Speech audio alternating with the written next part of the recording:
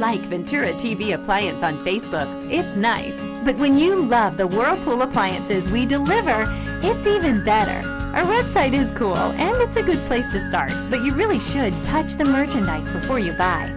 Touch the new Whirlpool Ice Collection. It offers a modern style made to create an inspiring kitchen experience. Save big on this Whirlpool Black Ice or White Ice kitchen. Come in to Ventura TV Appliance and touch the merchandise today. Hi, I'm John Mallows. Welcome to this live edition of Connect with Me on the showroom floor at Ventura TV on this day. Today we're going to focus on technology and a young entrepreneur here in the city of Fresno that made it big. 436-MeTV, option 11 if you want to call in. And please, my friends, do turn down the sound today. And I'm sure if you're a techie or even not, even if you're not a techie and you're having computer problems, call in. You'll want to. Back in a moment.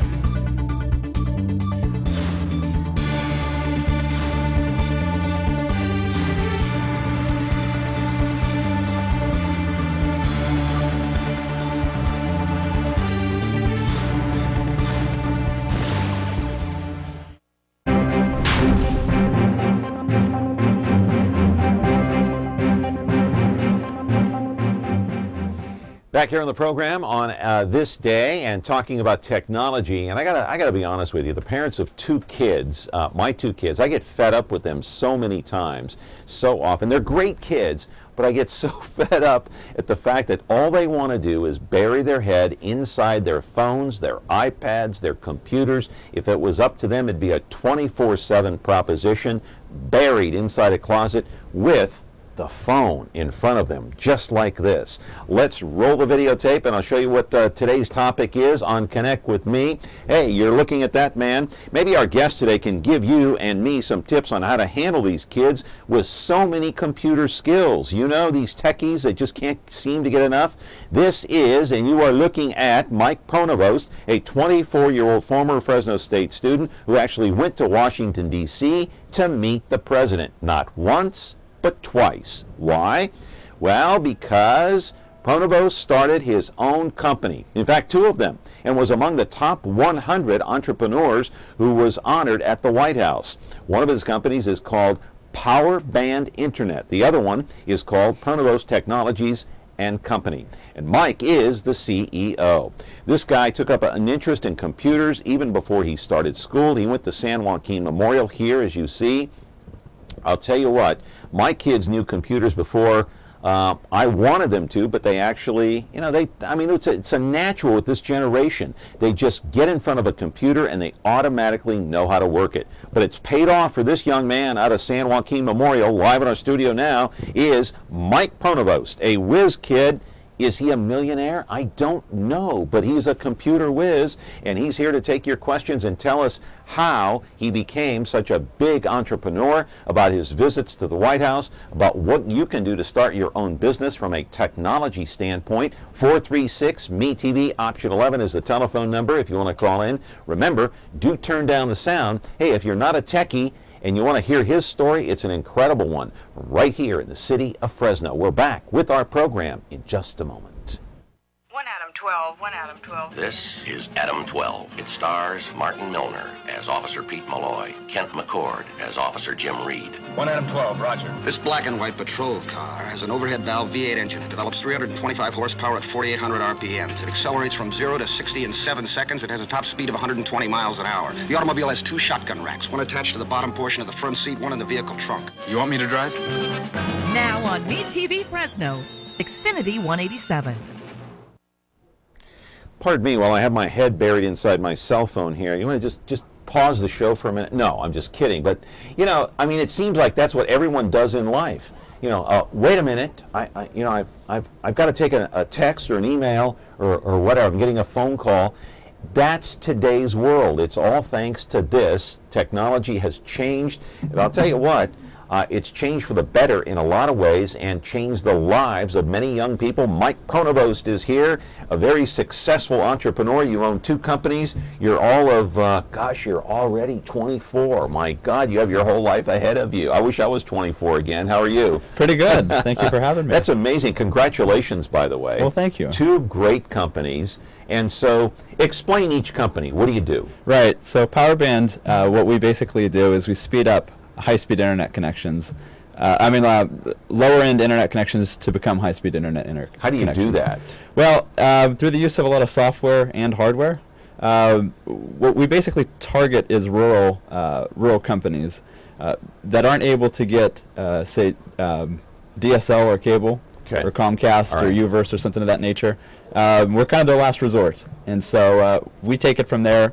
And we see how we can get them some form of high-speed internet.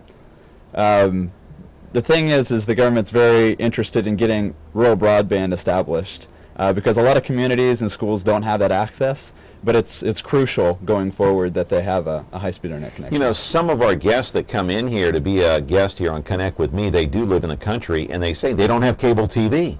They don't have high-speed internet, and so that's what you're trying to rectify. You're trying to rectify that problem. Absolutely. And so do all these tech companies like, I don't know, Apple and something, do they want that internet connection in the country? Absolutely. I think every company is for having a high-speed internet connection available rural. In the outlying areas. The rural absolutely. Areas. You know, there's some incredible statistics. Most people think that the whole U.S. is covered. And it's not. And it's not. Actually, over 50% of the population isn't covered by high-speed internet, believe it or not. More than 50%? Yeah. Well, you know, our internet connection here is not so good oftentimes. Can you help us here at Ventura TV? No, possibly, possibly. We may have to hire your services or your So the one company is called Powerband Internet. You help people who live in rural areas or that have companies out there get the high-speed, high-band internet. What's your other company do? What's it called? Yeah, it's called Pronovost Technologies, and really what we're doing is we come in, we consult with a lot of the small businesses. So whether that be managing all their computers, to social media, to a lot of network connections.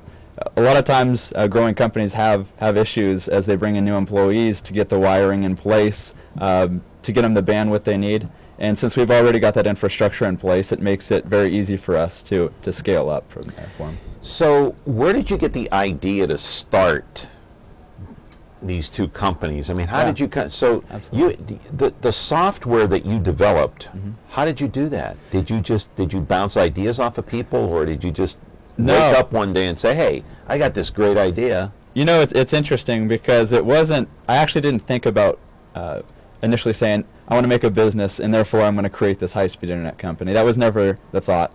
Really what happened was we lived out basically in the country as well. And the main problem we had is we didn't have access to high-speed internet. Well, say in high school, that's a big issue, especially like you said, a lot of kids are buried in video games and computers. And for me, a lot of friends used to play video games online. Well, I didn't have that ability because we didn't have high-speed internet at the time. What'd you have? Well, we had dial-up, which limits your opportunities quite a bit, right? So what we did was I had a fairly extensive background in computer networking, and from there I took that knowledge and created a solution that would allow us to get high-speed internet. So that's how it started? Yeah, it was basically out of so necessity. that I could personally get high-speed internet. Out of necessity. Yeah, and then I said there's got to be other people out there that have the same problem. Because I started to hear from other people, like, how did you get high-speed internet? And then I believe even at one point I had neighbors asking, well, how did you guys get high-speed? And so you kind of developed it on your own, the software. Yeah. And so how does it work? Yeah, so initially what we did was, well, it wasn't we at the time, it was me. And I put together a small prototype to make sure it would work. Again, just using me as an example. What's the basic concept of how it works? Right, so what happens is a lot of times there's, let's say you go ahead and download a file, right? A lot of times that's going to the internet to go grab that file. The thing is that you need to make the most of your pipe, your internet connection to start with. So it starts with the software end, caching, which means it stores a lot of it locally. So if you download a file, if there's somebody else in your household that's going to download the same file, say an iOS update for your iPhone, more than likely somebody else in your house, if your whole house has iPhones, is going to download the same update. So it's inefficient to have it go back to the internet to pull the same file, right? But if it keeps it locally, then it doesn't have to go to the internet. So now we're making it more efficient. That's the first stage. The second stage is, let's say you're downloading I don't know, maybe a movie or not even a movie. Let's say it's something like a large program. Okay. When you go to download that program, a lot of times, let's say you find out, it's a trial program, it's not quite what you want, but you spent half the day on a dial-up connection trying to download that program.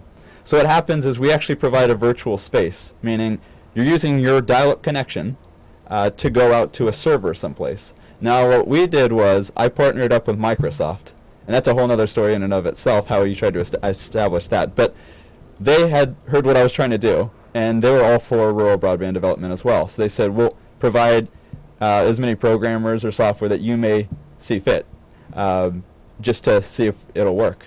And so that's what they did. They provided me server support, and they put a server on the internet backbone for me. So really what happens is you're remoting into a server that's on the internet backbone.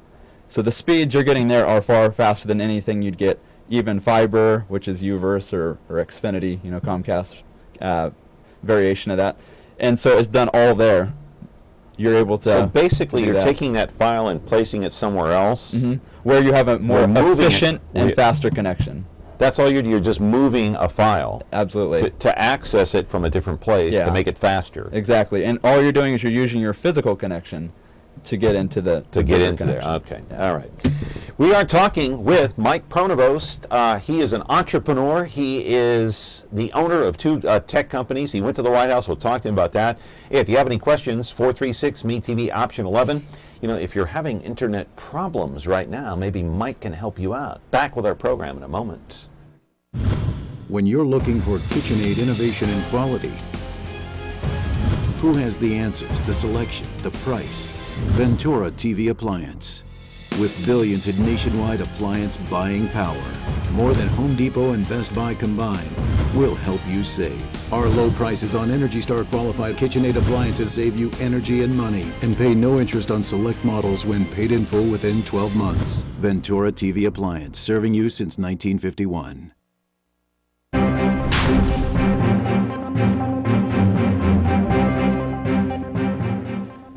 A lot of this stuff is just going right over my head. I don't know about our viewers, but you're a young guy. This comes naturally to you. So getting back to how you started, what one file were you trying to access, or one game were you playing that started this whole ball rolling with this internet? Yeah, initially it was Xbox Live, which was a conglomerate of things, but mainly Halo was the main game that I was trying to. That's the game, huh? Yeah, that's what all my friends played at the time. Yeah, and so what were you trying to accomplish? Well, with dial-up, you weren't able to get onto Xbox Live, so therefore you couldn't play online with your friends. It's too slow of a connection. So your goal was to place Halo somewhere else so you could access it quicker? Or? Well, that was initially the thought, but what happened was, so I thought, okay, we could do that, but then it started to apply to other things. So that means, downloading music or movies, so videos or even programs. I like to do a lot of programming, and that's intensive on an internet connection. So. Or other video games. Or other video games. And you played a lot of video games as a kid, right? Quite a few. I don't know if by today's standards if it's that much, but yeah. I used to fill my summer with a lot of video games. Yeah. Okay, we're going to put some pictures up on the screen, some full screens here. Just put the first one up and we'll talk about it, and you can look at it too and comment as we go along here, Mike. There you are. Is that where is that? That is at the White House. Okay, that's at the White House. What is it, like the briefing room, the East Room? Where is that? Yeah, that's the East Room. Was, yeah. What year? That was, let's see here, 2 years ago? 2011 was it, or? Probably 2011. 2011, and you were there being honored with other entrepreneurs, right? Yep. Yeah, it was called the Impact 100, which is the top 100 young entrepreneurs under the age of 30. Okay, and did you receive an award there? I did, yeah. received an award and a plaque, whatever else. So. Did you meet the president at that time? No, I didn't. You did not meet President Obama at that time? No, I met most of his cabinet members at that time. The thing was, to be honest, I had more fun because I actually met his chief technology officer, which in my mind meant more than meeting the him. president. Yeah. All right. A call coming in. Good morning. You're on with Mike Pronovost. Your question. Yes. I had AT&T, their DSL, but it wasn't strong. I'm out in the country area. It wasn't strong enough to be able to take care of my 2 printers and things like that, and I didn't know whether something like he has would actually help me. You said you had a DSL with AT&T? Yeah, but it was supposed to be U-verse, but they didn't have the U-verse. They had this lower one. I didn't realize it when I was getting it. Yeah. Yeah, that's one of the downfalls, too, with some of those internet connections. A lot of times it depends. They say that they're providing high-speed internet, but what they're doing is they're offering it to you at one of the lower-end packages because they say the line only goes so far, and therefore it's the end of the connection. So we can't guarantee anything really high-speed, but we can give you high-speed internet by definition. Very possibly. It depends. So can you help her is what she wants to Yeah, like I said, very possibly. There's a number of factors that play into it, but yeah. She's more than welcome to go to the website. Ma'am, do you have a business at home or what? Well, I do a lot of church work at home. Okay. All right. Yeah, absolutely. So you want a faster internet connection? Yeah, I went to Comcast, but it's kind of expensive, and I'm retired even though I do a lot of church work. So it's kind of expensive. It's not that expensive enough when you're on disability. Yeah, right. Yeah. Totally understood. Yeah, I know. I'm trying to find a way that I can get what I need without paying their price. How can she get in touch with you then? Is there a website or something? If you go to powerbandinternet.com, you can go. Let me write that down. Powerbandinternet.com. Yep, absolutely. You go in there and actually fill out the form, and we'll have somebody reach out to you. Did you get that, ma'am? Yes, powerbandinternet.com. Yep. Powerbandinternet.com. Fill out the form, and then they'll contact you. Okay, thank you for the call. So put up another picture, the next one, and we'll comment about that. There you are meeting with who? Chuck Pachigian. Okay. And that was at the Central Valley Business Awards. Oh, great. That wasn't too long ago, actually, was it? Yeah, I believe it was March 6th. That was actually last year. March 6th, yeah. Only about a year ago. And the next picture here, change it. The Whiz Kid. There he is. Is that in your office there? That was in my bedroom. Yeah. That was when I first initially started. I was about 18 or 19 at the time. All right, and that's obviously your website. Your website called powerbandinternet.com. And how long has that been up? How many years? A couple of years. Right when we started the company. Absolutely. Right when you started. Okay. Now, you met the president, right? Yeah. Because you were there twice. The second time you did meet President Obama in the Oval Office. Yeah. You're not sure? No, it's starting to blur because I've been 3 times. I wasn't sure it was the second. You've been there 3 times. I was under the impression you were there twice. 3, okay. Yeah. So you've been there 3 times. You met him how many times? 2 times? Or once. Once. Yeah. In the Oval Office. Yeah. What did you guys talk about? Well, it was mostly with his chief technology officer that we're kind of trying to figure out in terms of rural broadband what needs to be done, the infrastructure that needs to be put in place to facilitate. So what did you guys talk about? What kind of questions were they asking you? Well, they're mostly saying, I think what they're trying to gauge is, in a business like ours, it's very much in the trenches of who doesn't have internet still, and what can we do to get it there, and what kind of incentives can we provide businesses to start getting the service to them? I'm interested in the interaction between you and the president. Did he have any questions for you? No, not really. It was, again, like I said, to be honest with you, it was, I wouldn't say he got into the whole lot of the nitty-gritty of what the technology is. Well, what did he say? Did you have a conversation with him at all? No, like I said, I was mostly dialoguing with his chief technology officer. But you did shake hands with him, and you said he said hello, and that was about it? That was about it, yeah. That was yeah. Okay. Good morning. You're on Connect with me with Mike Pronovost. Go ahead. Caller? Yeah, this is Jack Korea. I was just wondering if you guys are going to be able to get the internet service up here in Wonder Valley, like Squaw Valley or... Yeah, it's funny you say that. We've had a few requests for that, and especially as you start to get into the mountain areas, it definitely gets very, very minimal out there for sure. That's actually what we're trying to work on. There's a lot of development going on to get it out in that direction. But yeah, we can probably do something. Yeah. Do you know how to get a hold of Mike? Hello, caller? Yeah. Yeah, just go to powerbandinternet.com and fill out the form, and then they'll contact you. How's that? Okay. That sounds good. Okay. All right. Thank you for the call. Thanks. I'm surprised. These people that live out here in the rural areas, great, because a lot of people do want to live out in the country. But I'm surprised. Why can't satellites help? Why can't satellite service help with internet connection? Why isn't that possible? Yeah, the problem with satellites, they carry a lot of latency. So what that means is if you have a satellite, usually what they're doing is they're putting a dish or something on your ceiling. Okay. Right. So every time you send an internet request, it has to go up to the satellite and so that come back. takes time. Yeah. So the problem is it's really not. It's a effective. slow process. It's a slow process. It's just not ideal. Especially like let's say they're giving you. Everybody's actually leasing out that satellite, so everybody shares the same bandwidth. Okay. So what they're actually doing is they're also placing quotas on you. If you actually read into the fine print of what they're offering you, there's a quota on how much bandwidth you can use, and then the upload speed is basically still dial-up speed, because the problem is it's still more efficient to use the physical line than to send the upload back through the satellite. They haven't perfected that yet, huh? Not quite, yeah. Yeah. It's coming along, though. All right. Talking with Mike Pronovost, an entrepreneur, owns 2 companies. Hey, if you got a tech question, call in to 436 MeTV option 11. Do turn down the sound. We're back with our program in a moment.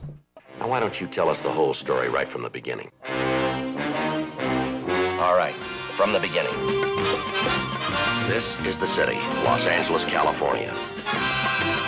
My name's Friday. I carry a badge. Police officers. You any idea who the other man was? My partner's Bill Gannon. Program? We got just one big question. Yeah. When? Now on MeTV Fresno, Xfinity 187.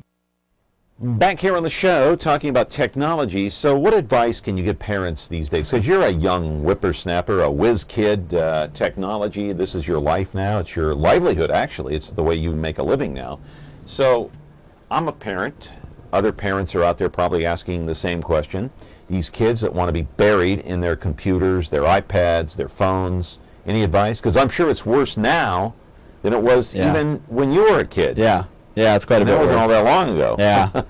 Well, my advice is, I guess, let them do it, because the thing is they're I guess use it in a constructive way. That's really what it comes down to. I think the video games is all right, depending upon what they're playing, but really where they're really learning. No Call to Duty, right? On the video games? Well, I played Halo too, so okay, all right. Did you play Call to Duty? I played Call of Duty, yeah. Yeah, you did. And you turned out okay. I turned out all right. I didn't play that much of it, but nonetheless, if I'd say, especially let them do it through it. Yeah. All right, caller, you're on the air. Go ahead. All right. I'm calling. I wanted to let the people that have a Windows XP program from Microsoft. I'm afraid not to even, from whatever I've heard, I'm afraid to even turn on my computer now or even log on to the internet. I mean, am I stuck now having to buy a new program and just whatever you guys do, reboot, redo the whole computer now, or can I still keep using XP? Well, you can still continue to use XP. As you probably have read online, one of the issues is that you become a larger target for potential spyware and viruses. So really, it's a balancing act. If you're going to do it, make sure you get yourself a good antivirus, and hopefully some security software to prevent that from happening, and also obviously watch where you're browsing to make sure you don't pick up anything that way. How do you know if you have a virus in your computer? How do you know that? Generally, you'll experience a lot of slow speeds, both on the internet and even if it's just opening up a file. You'll notice it's going to take a long time, and really what that's doing is it's because that virus is eating up a lot of resources. Could that be your internet connection? It's possible. It could be either one. That's why you've almost got to test it and plug in another computer to see if it's the internet or if it's your computer. Oh, I see. Okay. So yeah, the way you can test to see if you have a virus is, number one, if you get a lot of pop-up windows, would that be it? Yeah. Okay. And how do you eliminate the pop-up windows?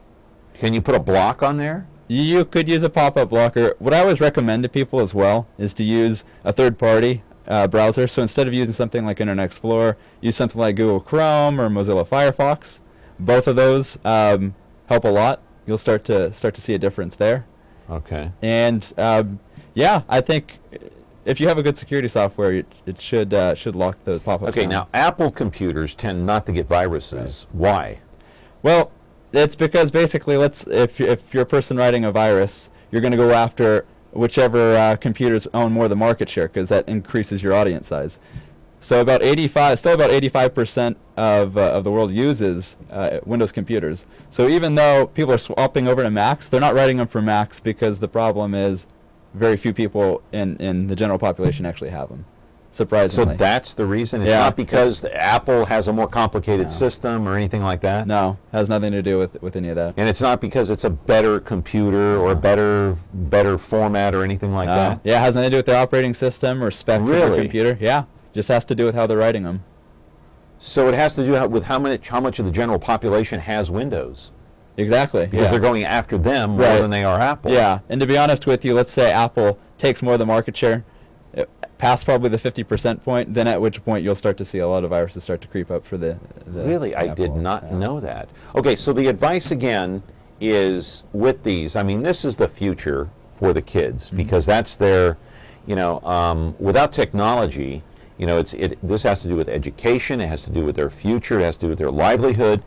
Don't take this away. How much and how long should you let your kids, in your opinion, play with these kind of devices? Well, a day. How many hours a day? I think you have what's reasonable? Well, I think you got to change the equation a little bit. I think what's reasonable, you should say they're allowed to play certain games or apps or something for a certain amount of time. All day? Well, I wouldn't say all day, no. But I mean, how long would you say? Half a day? To play games? Yeah. No, probably less. I'd probably only. I don't know. I'd say an hour, maybe. Okay. I don't think that much. I think really what you need to do, though, instead of taking the whole phone away, is challenge them and say, "Hey, what if you're doing this piece of homework? There's a more efficient way if you use this app or if you search this or do that, because then you're using that phone. What they're actually doing is they're exploring technology to help them through their daily lives, and that's really the goal behind technology. It's not necessarily to play the games."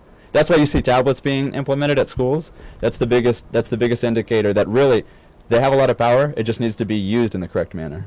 Okay. Yeah. Interesting. Wow. We got 30 seconds left. Technology, where's it headed? I mean, it's a scary proposition. A lot of people think the government is spying on us.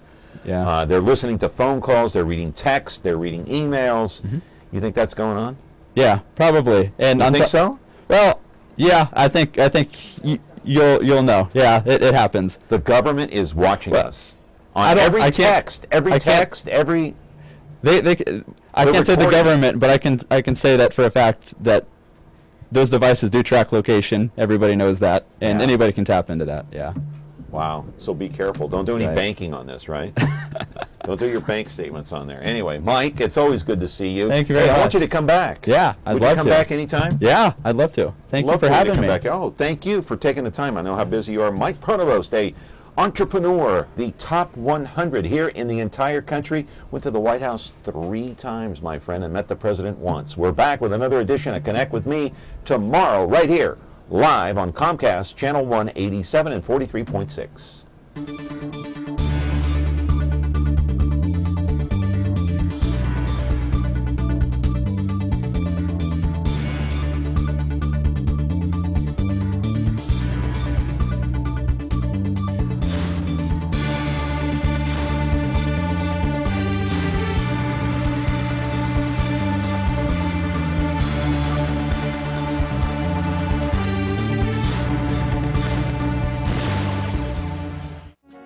pages of history and the untamed prairies of a young nation comes one of television's and America's most memorable folk heroes. Daniel Boone was a man, yes, a big man. Well, you're Daniel Boone. Yep. Fess Parker stars as the legendary Daniel Boone, with Ed Ames as his trusty sidekick, Mingo. Pleasure indeed. A Kentuckian named Daniel Boone. That's me. Watch Daniel Boone weekday mornings at 9, 8 Central on MeTV. Do you like me? Just like me. Like MeTV Fresno on Facebook. Get the latest news, interact with others, watch videos, become a fan of me.